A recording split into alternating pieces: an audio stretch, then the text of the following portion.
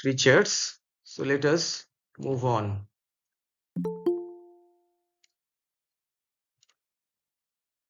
Just a moment.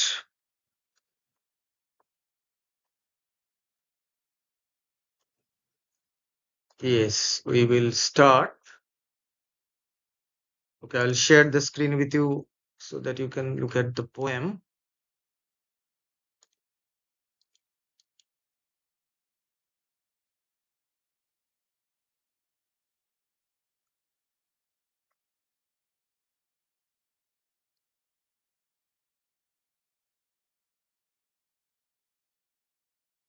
Just a moment.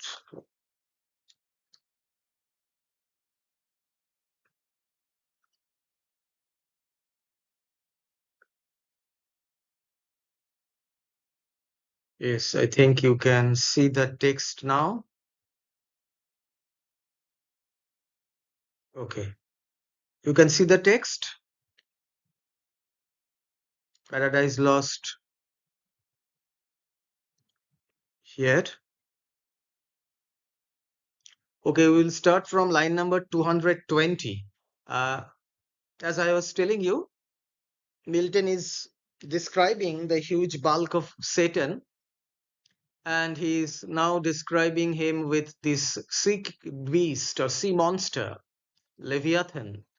So God had created this Leviathan. This is the largest of all animals, sea animals, that is. And the sailor, he mistakenly thought that this Leviathan was an island, and he anchored his ship by his side. Now, Satan raised his head by the permission of God. So, and high permission of all ruling heaven left him at large to his own dark designs, that with reiterated crimes he might heap on himself damnation, while he sought evil to others, and enraged might see how all his malice served but to bring forth infinite goodness, grace and mercy shown on man by him seduced.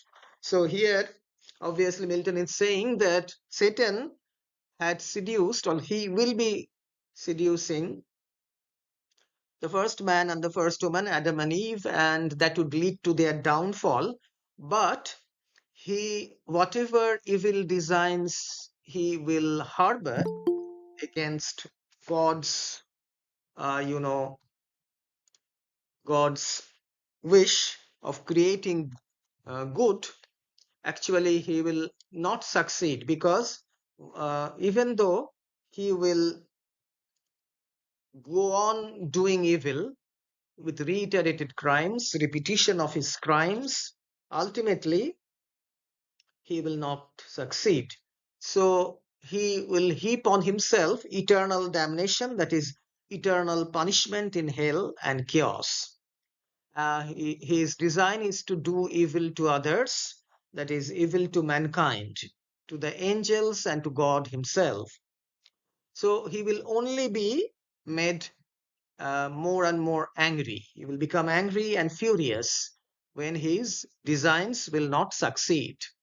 So all his malice served but to bring forth infinite goodness, grace and mercy shown on man by him seduced. So the Son of God will appear on earth, and he will lay down his life in order to save mankind. But on himself treble confusion, wrath and vengeance poured. So treble confusion, obviously, he will be trebly thrice confused. And he would bring upon his head, he would bring upon his head all kinds of uh, damnation. So all his designs, Milton is simply saying that he would not be able to um, realize his evil designs. Forthwith upright he rears from off the pool. his mighty stature. So now he decides to get up from his prone position. Until now, he was floating on the burning lake with his head above the water. And he now decides to get up, rears from off the pool. His mighty stature, on each hand, the flames driven backward, slope their pointing spires, and rolled in billows, leave in the midst a horrid veil. So spires here means the tongues or the columns of fire. So the sparks of fire of the burning lake. So he was uh, on each hand he was setting away he was driving the flames, and it was billows means waves. So obviously there was this burning lake, the waves of the burning lake, and when the waves receded, in the midst a horrid veil, meaning a hollow space is revealed where Satan had been lying. So when Satan gets up, that space is left vacant temporarily, but when he moves on to the solid ground, obviously the waves come back and occupy this place. Then with expanded wings, he steers his flight aloft, incumbent on the dusky air that felt unusual weight, till on dry land he lights. So he steers his flight, meaning he flies through the air. So obviously he's an angel and he has wings. So he's flying through the air to this uh, this plane of solid fire. From the burning lake, he is moving or flying to the plane of solid fire.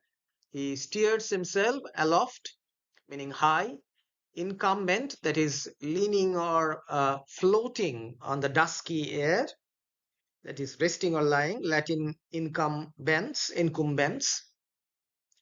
So that felt unusual weight. So it felt the weight of Satan. He was such a weighty angel. Till on dry land he lights. So he alights or comes down. If it were land that ever burned with solid as the lake with liquid fire.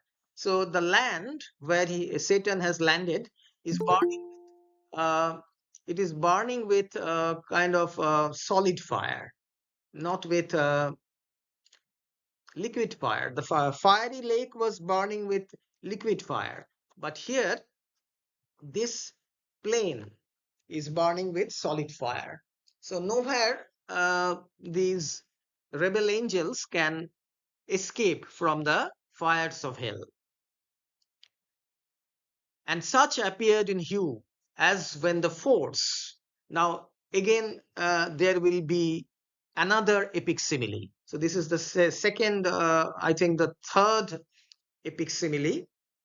So please note from here there will be this epic simile, and such appeared in hue, meaning it appeared in such an aspect. So here you will find a description of not of Satan, but Milton is here describing the shore of the lake, which resembled the spectacle produced when a hill is torn from Pelorus or from Mount Etna's shattered side. So he's describing the atmosphere, and such appeared in hue or color as when the force of subterranean wind transports a hill torn from Pelorus. So as we can see here, the description concerns the surrounding area.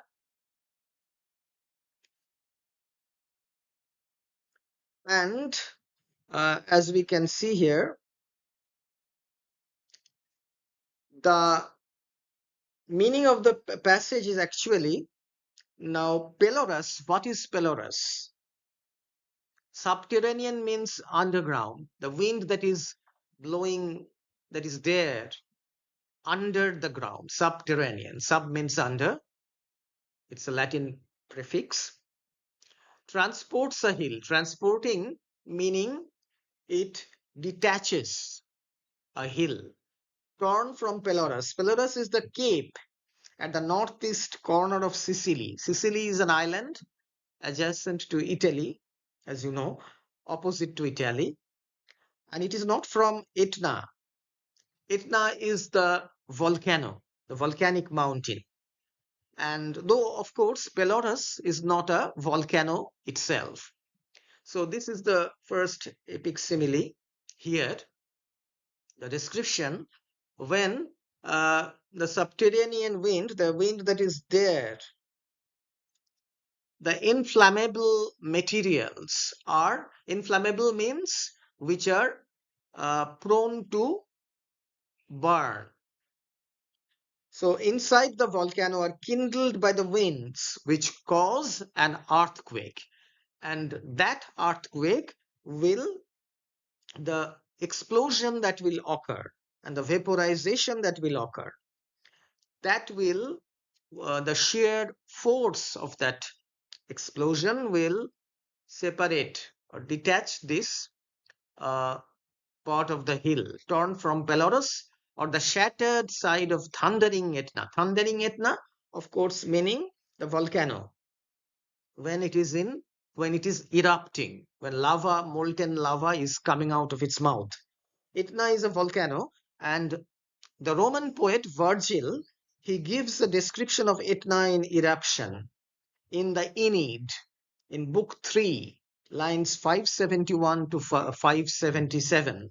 So Milton is also referring to this volcanic mountain as Virgil had done in his epic poem, the Aeneid.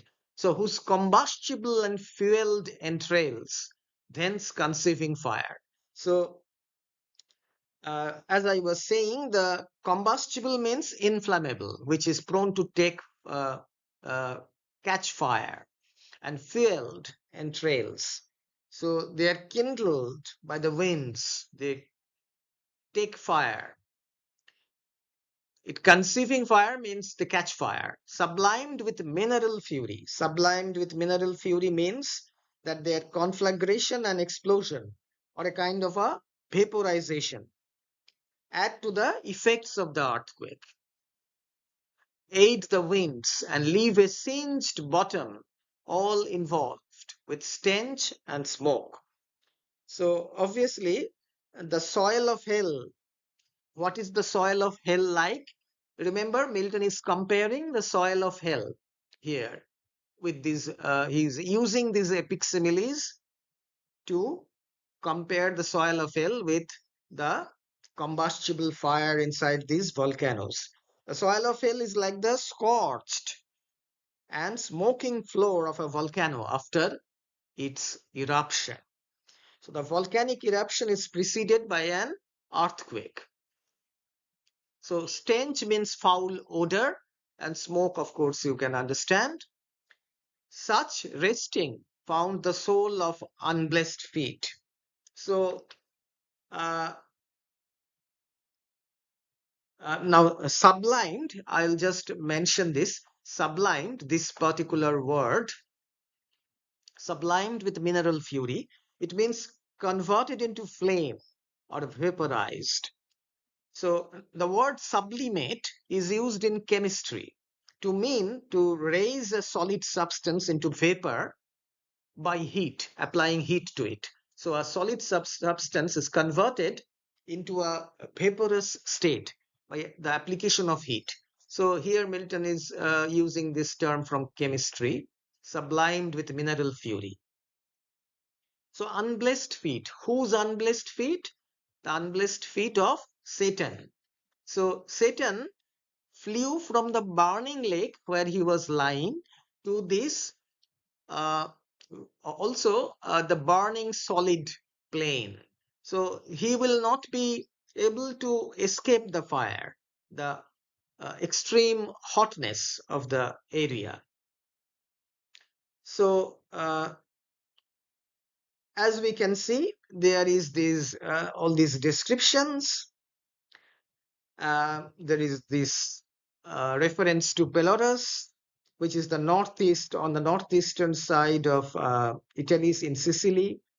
It is called Cape Faro, Faro nowadays, and also the volcano Etna, which the inner region of which is full of fuel and inflammable substance, and how it is kindled, it catches fire and it explodes, resulting in a vapor and stench and smoke.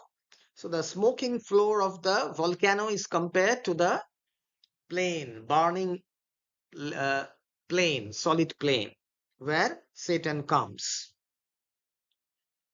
Now, when Satan goes there, obviously, he is followed by his second in command. Him followed his next mate, that is Beelzebub, both glorying to have escaped the Stygian flood as gods and by their own recovered strength, not by the sufferance of supernal power. So his next mate is Beelzebub. What is the Stygian flood? The Stygian flood is the burning lake. Now, Stygian flood is actually a reference, not here, of course, but Stygian refers to the river Styx, Styx, one of the 5 rivers of hell. And Stygian, here, the word Stygian here does not refer to the river Styx in any way, but it refers to the word infernal. So just the word infernal. So the rebel angels, they actually they will go there, followed by Satan and Beelzebub. So they think, both Satan and Beelzebub, that they have escaped this burning lake because they are equal to gods, they are angels, they are indestructible, and that is why by their own recovered strength. So they have recovered their strength. So that is what they are thinking about, not by the sufferance. Sufferance here means the allowance. So they are thinking that they have been able to escape from this burning lake to this solid plain, burning plain, though solid, with solid fire, because of their own abilities. God has not, it's not because God has allowed them to go there, not by sufferance of supernal power, any power that is any higher power. So you can see this translation, English, not with the permission of the divine power, that is. So here ends the description of how Satan and Beelzebub, they go away from this burning lake to this plain of solid fire. And now the third speech of Satan will begin. That is from line number 242. Line number 242, the third speech of Satan. Now Satan is standing on the plain of solid fire. He is no longer on the burning lake. So his first 2 speeches and Beelzebub's replies were delivered when he had been on the burning lake, but now he is no longer there. So what is he saying? Is this the region, this the soil, the clime? Said then the lost archangel, this the seat that we must change for heaven, this mournful gloom for that celestial light. So he's asking this question, rhetorical question. He knows the answer. Obviously, he is in hell and he recognizes the fact that he has lost his battle against God and he has been thrown here. He's saying, is this the region? Is this the climb? Climb here means the soil or the climb. Climb here means the place. With the additional meaning of a place with a particular climate or temperature. So the temperature of hell is scorching high. It's always extremely high because of the burning fire. Very different from the soothing atmosphere of heaven. Said then the lost archangel, obviously Satan, this the seat that we must change. Change meaning exchange. We have to exchange our previous beautiful and joyful place. We have to take in exchange that we must change for heaven. This mournful gloom.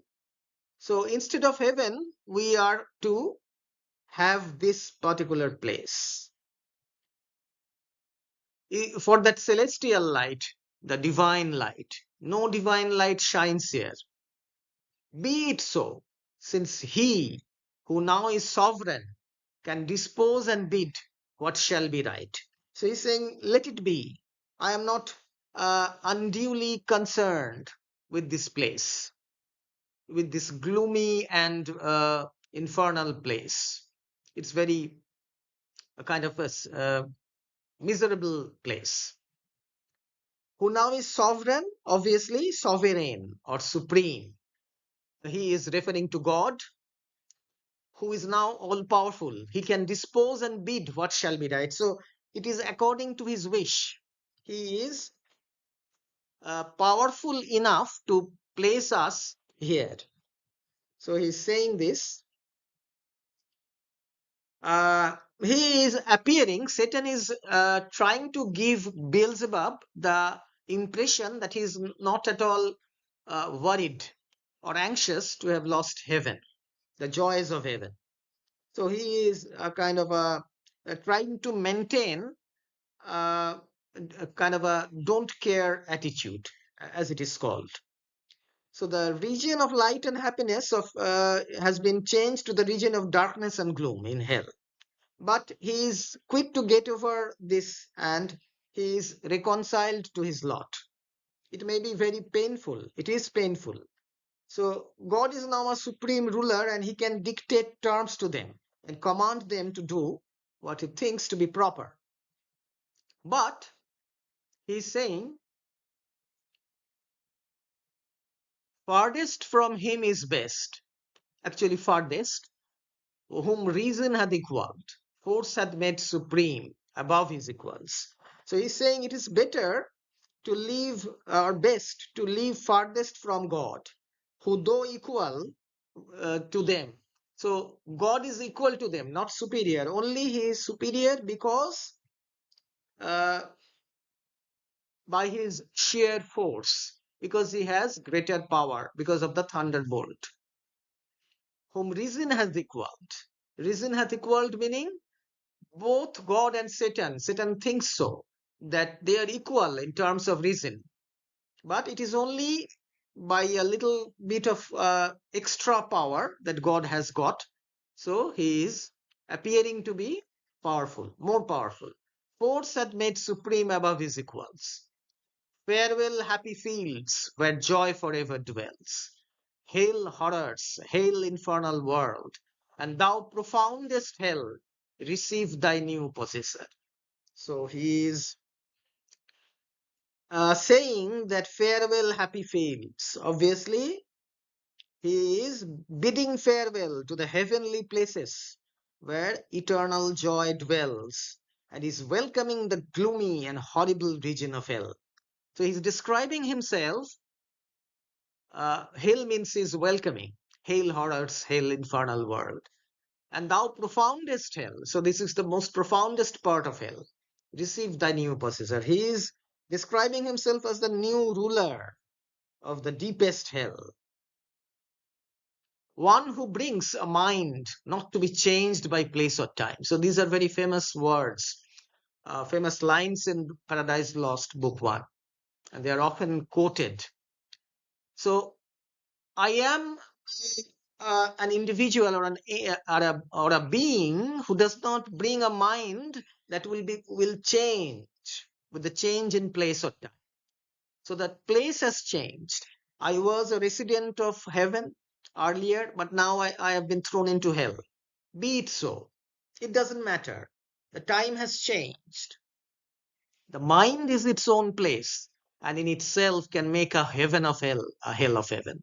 So this is another uh, very bold saying of Satan. The mind is its own place. The mind should remain constant. The mind is not dependent on its circumstances, but on itself. So it can make a heaven of hell. So this particular area or a hell can be made into a heaven. If I think so, that it is heaven, so it will become heaven. So uh, this is Satan's, attitude towards his defeat, a hell of heaven. So even if you are placed in a very good, beautiful place, you might think it is like hell. You might not like it. So your mind will determine your actions, your attitude. So what matter where, if I be still the same, and what I should be, all but less than he whom thunder hath made greater. So he's reiterating, he's again and again saying this. What matter where? How does it matter? Where I am placed. So my mind is going to depend for my well-being. I am only inferior to him, that is God, because of the thunder that he possesses. I do not have that thunder. So that is why I lost to God. So God is God, or he is all powerful only because of his possession of the thunder. So he's saying, here at least we shall be free. So in this area, in this place, hell, they will be free to act as they wish. So God is not going to control them. In heaven, they had been subjected to God's will. They had to work or act according to God's wish. But in this place, they are free. So Satan thinks, the Almighty hath not built here for his envy. So the Almighty, that is God, has not built this place for, he is not going to show his envious nature here, not built his for his envy, built here for his envy, will not drive us hence. So there is no other place from here where he can drive us to. So this is our place for all time to come. Here we may reign secure, and in my choice, to reign is worth ambition, though in hell. So Satan had always wanted to be the leader, to reign in heaven, but his wish has not succeeded. But he is now the king of hell. He is declaring himself to be the king of hell. So he's saying that my ambition was to reign. So though in hell, it might be in hell, not in heaven, but that doesn't matter. Better to reign in hell than serve in heaven. So this is another very stirring sentence. He's saying that it is better to reign in hell than serve in heaven. So he was like a servant to God. He was subservient to God. So in heaven, he was not a king, but here he is a king. So obviously, these are starting lines, as you can well see, and he's trying to, we can all understand, he has understood the sad situation that they are in, but he's trying to make the best of the situation. So he is not going to appear crestfallen and sad and miserable before his uh, companion Beelzebub and all the other rebel angels.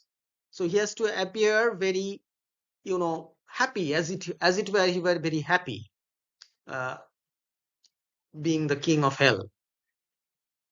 But now he turns to the rebel angels. But wherefore let we then, our faithful friends, the associates and co-partners of our loss, lie thus astonished on the oblivious pool?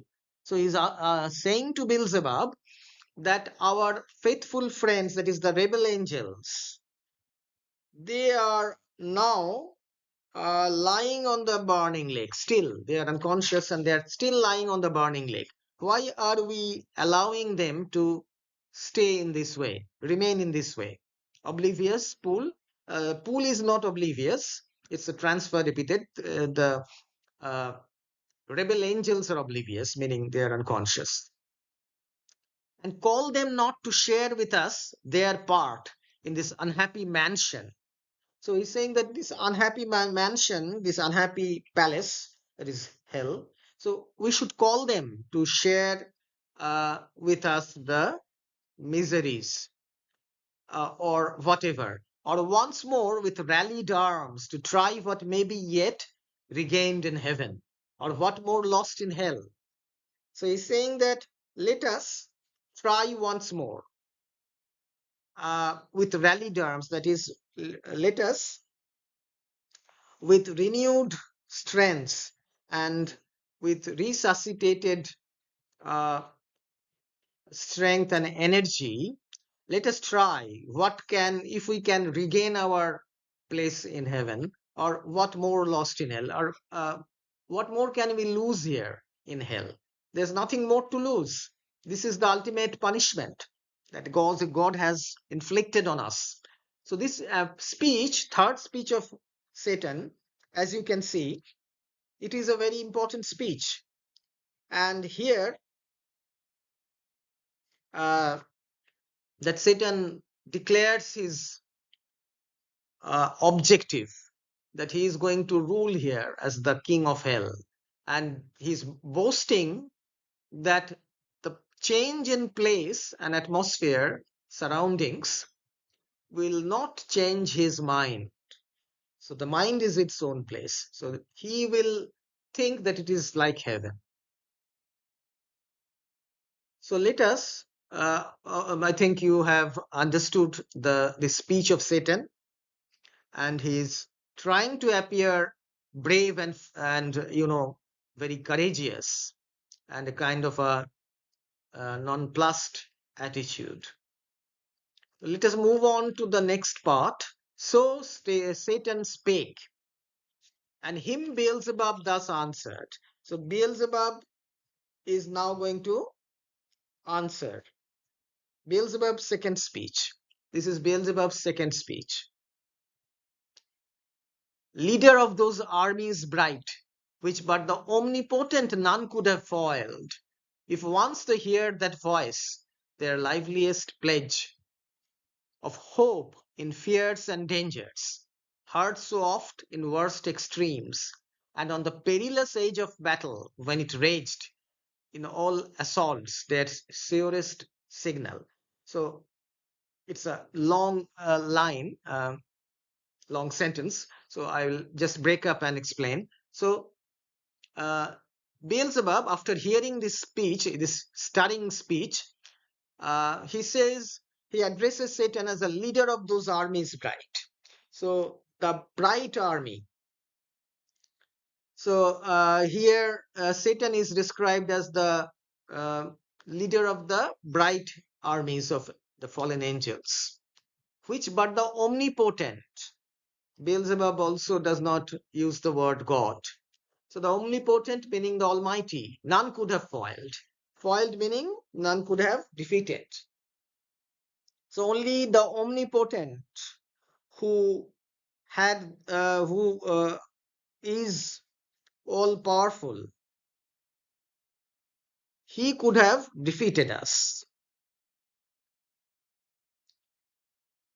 If once they hear that voice, if our friends and companions who are lying there on the burning lake, they're lying there stunned, if they hear their voice, their liveliest pledge of hope in fears and dangers. So Satan's voice is like an inspiring kind of a horn that is blown, that might enable them to get up, that might inspire them, or that will inspire them from all kinds of fears and dangers.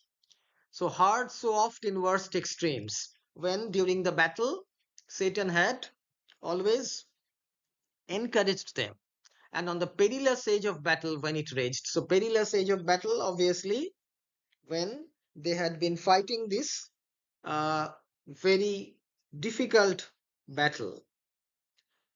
Age of battle meaning front line of battle. When it raged, in all assaults, their surest signal, they will soon resume new courage and revive.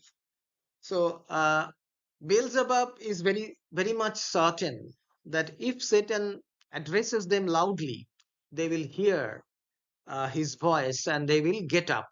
They will, uh, in all kinds of battles and assaults, uh, fights, it was the surest signal which made them braver.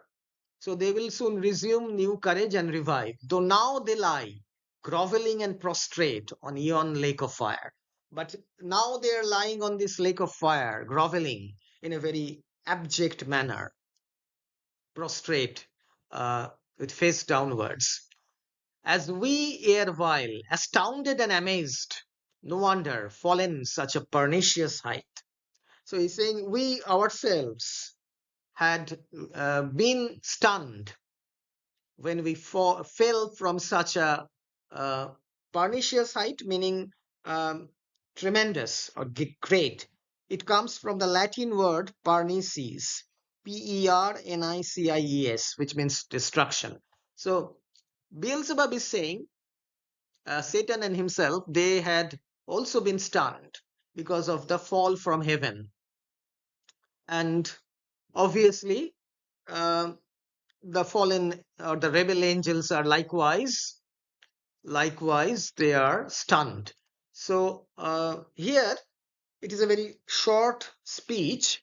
Beelzebub actually seconds, or he agrees with Satan that they should now try to rally, or they should now call the rebel angels who are lying there stunned. He scarce, now we'll come to other epic similes. He scarce had ceased when the superior fiend was moving toward the shore. So scarcely had Beelzebub stopped when uh, the superior fiend, meaning obviously Satan, he was moving towards the shore. From obviously Satan and Beelzebub are now on dry land, at some distance from the margin or the shores of the burning lake. So they are now moving towards the beach in order that in order that Satan might address his followers who are still rolling in the lake of fire. Now you will observe, or you will see here from line numbers. I will just mention from line numbers 284. The shield of Satan. Satan has a shield in his hands and also a spear. So these are his weapons. The shield of Satan will be described by the poet, and it is the hugeness or the big size of the shield, and the spear will be described.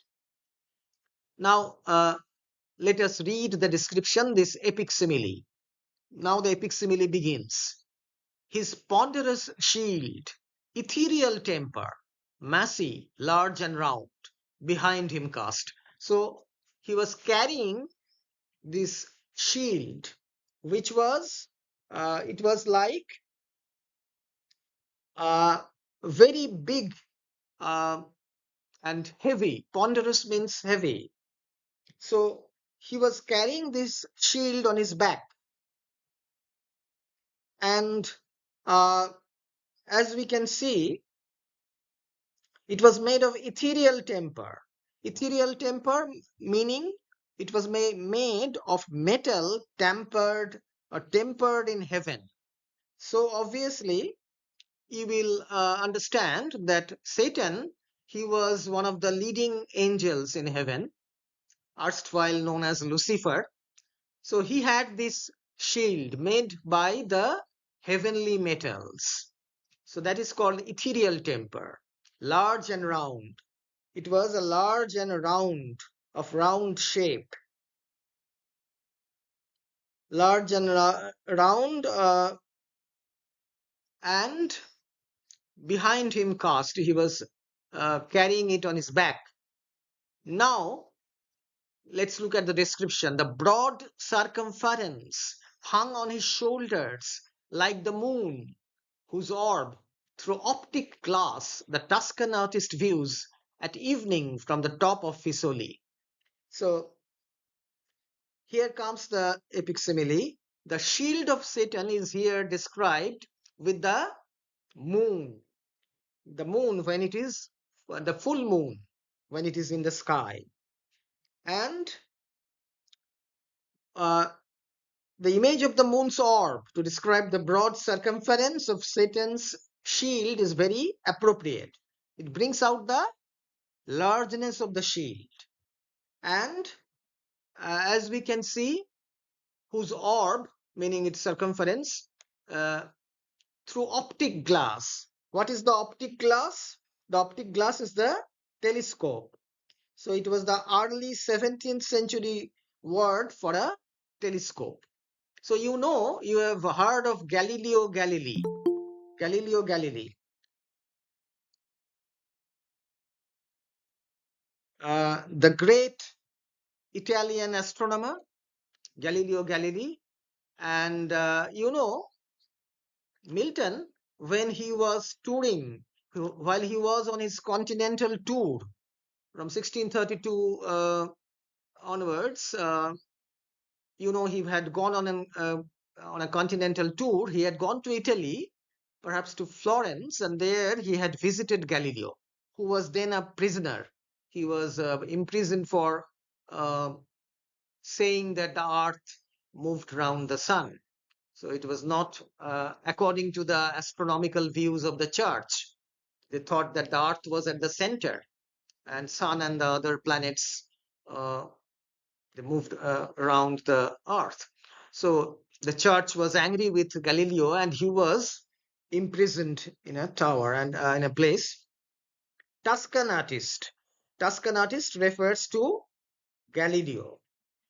So here I'll just refer to this in Tuscany, that is Galileo. Obviously, artist is used in the sense of a skilled or learned experimenter. Obviously, Galileo was not a painter or a sculptor in any sense. He was an astronomer, but artist is used in a different sense. Galileo was a very old man when Milton had visited him, and he was living near Florence during, I think, in 1638, not 1632. And Fisoli, at evening from the top of Fisoli, it is a hill. It is the name of a hill about 3 miles outside of Florence. And this hill, from here, in classical times, the city of Florence emerged. So Milton is saying that just as Galileo viewed the moon from this hilltop of Fisoli through his optic glass or telescope, and he observed the broad circumference of the moon, so appeared the shield of Satan. Or, so another epic simile. This is the first one describing the largeness of Satan's shield. Or in Valdarno, to descry new lands, rivers and mountains in a spotty globe. Or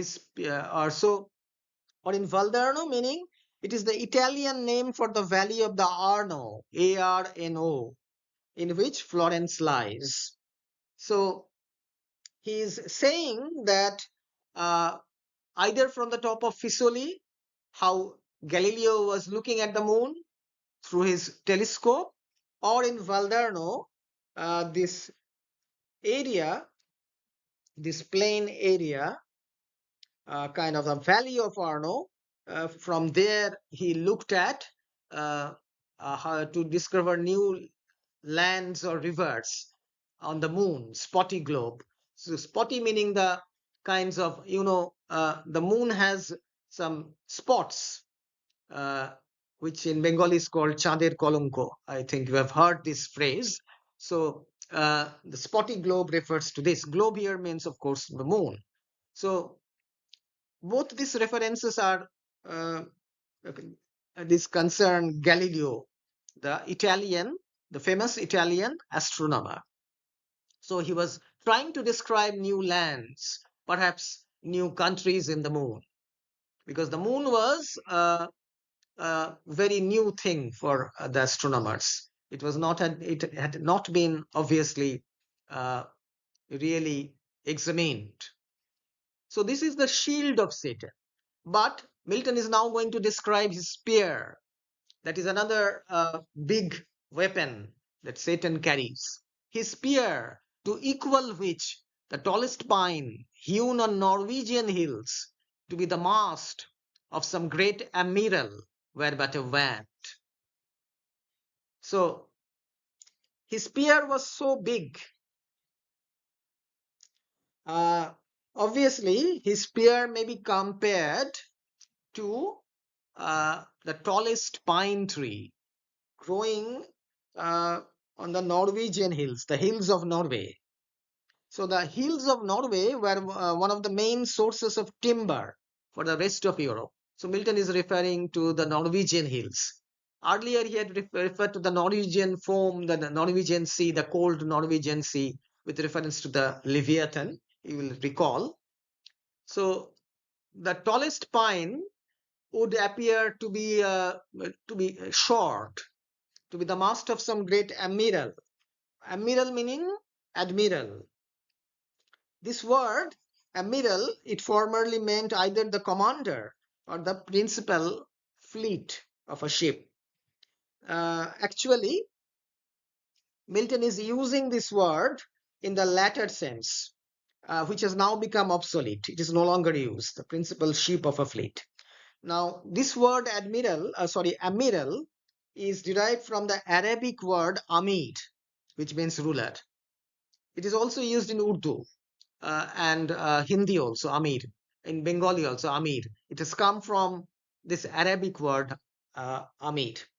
You know that lots of words from Arabic, uh, there have been such borrowings into the Indian languages. So admiral is actually from amir.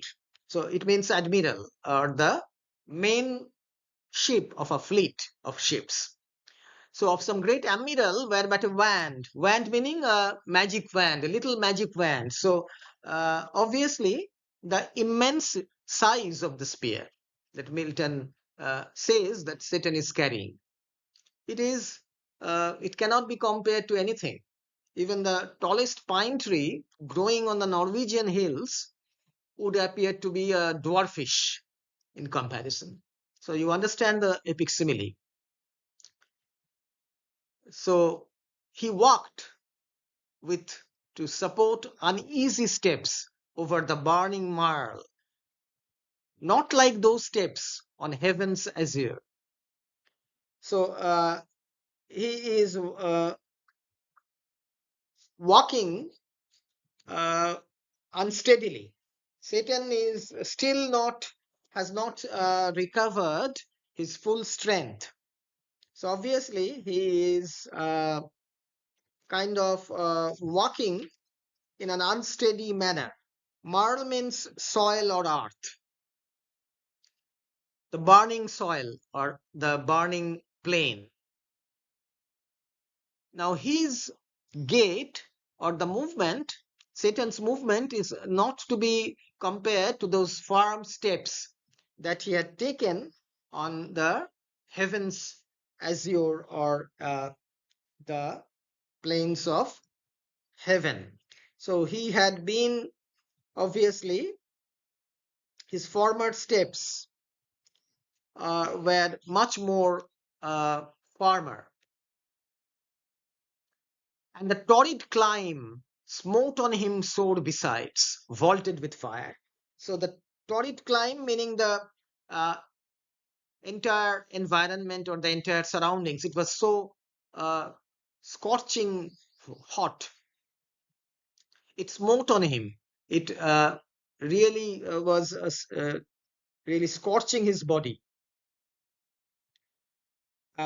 Vaulted the fire that beat down from the roof of hell, as well as from the ground, from the high ceiling of hell, as well as from the ground. So there was no escaping the fire of hell, the heat from the fire of hell. Nathless he so endured. Nathless meaning nevertheless. Nevertheless, he endured. He endured this pain till on the beach of that inflamed sea he stood and called his legions, angel forms. So now he arrives supported by this spear, big spear that he's carrying, and his shield. He arrives on the shore of the burning lake, and he calls. He calls to the inflamed sea, meaning the burning sea. He stood and called his legions, that is his army, the angel forms, the rebel angels who lay entranced. Obviously, they were still in a trance, stunned, that is. Now again there will be another epic simile. So here you will find the third epic simile. And this time the rebel angels are being compared to something, to some things rather. What do the rebel angels look like? Who lay entranced, thick as autumnal leaves that strew the brooks in Vallombrosa, where the Etrurian shades high overarched embower. So I need to explain this part. So the rebel angels were lying so thickly. There were innumerable rebel angels. They could not be counted. It is not possible to count them. So they were lying so one upon another, heaped upon one another, like the autumnal leaves. Autumnal leaves, you can understand, the leaves that had uh, fallen during the season of autumn. You know that autumn comes before winter, and the leaves of the trees start to fall. So thick as autumnal leaves that strew the brooks. Brooks meaning the streams, small streams of water. In Vallombrosa. Vallombrosa, actually, it means shady valley. It is the name of an Italian valley some 18 miles from Florence. Actually, most probably, Milton visited this place in the autumn of 1638. So Milton is recalling, while giving these descriptions previously and also here, he is recalling his visits in his youth, these places in Italy. He had visited Galileo, and he had visited these places where the Etrurian shades. Milton uses shades to mean woods or forests, following the example of Virgil. Virgil, the Roman poet, also uses this. Now, Etruria was a Roman name for Tuscany. You remember the Tuscan artist? That is Galileo. So it is the Roman name for Tuscany. So here you can understand it's a valley where the trees are there, and the leaves of those trees, they have fallen on the ground, and so thick are those leaves that the ground has been totally covered. where the Etrurian shades high overarched embowered. So high overarched embowers forming a kind of a bower or a kind of a canopy. So the branches are so thickly entwined. So this is one of the epic similes. So I think you have been able to understand this. And embower meaning form bowers. This word embowered, it was used by Percy Bysshe Shelley. Percy Bysshe Shelley in his poem To a Skylar, quote, like a rose embowered in its green leaves, unquote. So you will remember that poem. So obviously, here the epic simile starts, and the fallen angels are being described or compared. They are being compared to these thick autumnal leaves that covered the brooks, streams in Vallombrosa, and the Etrurian shades in Tuscany. So I will stop here today, and I hope that you have been following and you have been able to follow whatever we have been discussing.